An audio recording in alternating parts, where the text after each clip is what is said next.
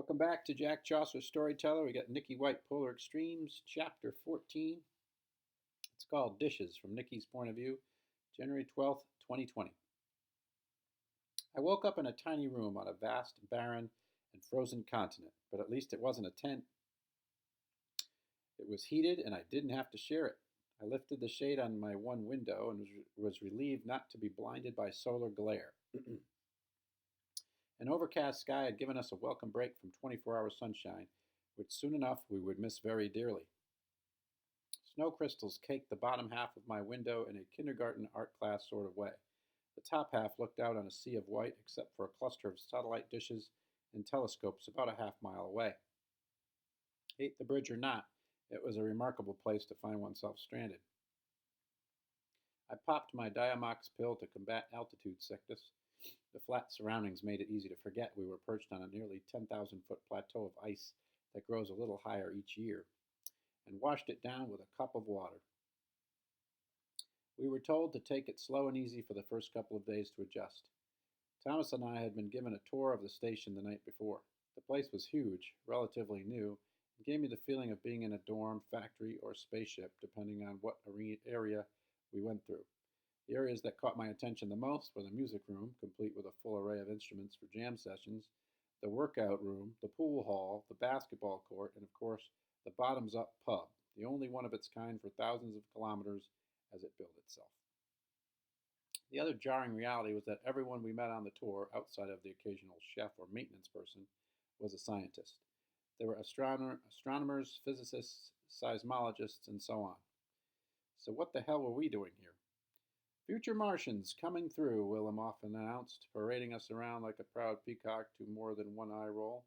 He carried himself like he at least partially owned the place. Perhaps he did. He hinted that the bridge had helped pay for one of the new telescopes that probed the heavens for the earliest remnants of the Big Bang. Apparently he and Ina would be taking shifts manning the Dark Sector Telescope, as it was called, when the real winter arrived, turning this place into an icebox planetarium until the September sunrise. So what are we supposed to do here? I finally asked Willem as he sat with me and Thomas in the galley. We ate breakfast with a window view of the ceremonial South Pole, a barbershop pole topped with a mirrored ball and surrounded by flags from a bunch of countries, including the U.S. The altitude pill and the feeling that I'd probably never see America again made it hard to eat. Willem sipped his steaming mug of coffee and smiled. You will learn to live in a place that can kill you in a variety of ways, physically, mentally, and emotionally, he said, quite casually. Thomas stopped chewing and hung on his every word. No place on Earth can prepare you for Mars better than Antarctica. But, Willem stopped to shake his head before continuing, this new South Pole station is too comfortable compared to the dome.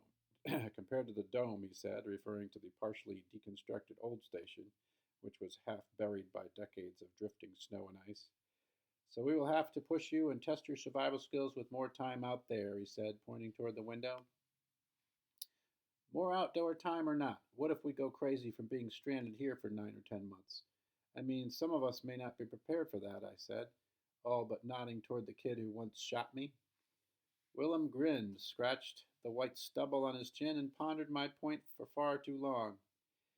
Never underestimate the ability of the human spirit to adapt and overcome, he finally said. You will not be alone in this, and you will find out what you are made of. Stars. Excuse me, I asked.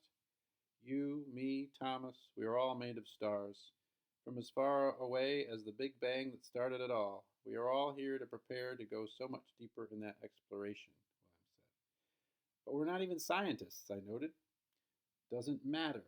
Are you made of matter? Do you have a working brain? Are you human? He asked with a mix of amusement and condescension. I believe you are human sitting here with me, so you are eligible for this endeavor. But like I said, we will see if you come out of this alive or dead first, and then go from there. Wonderful, I said, slapping the table with sarcastic gusto. With a pep talk like that, I can't wait to get started.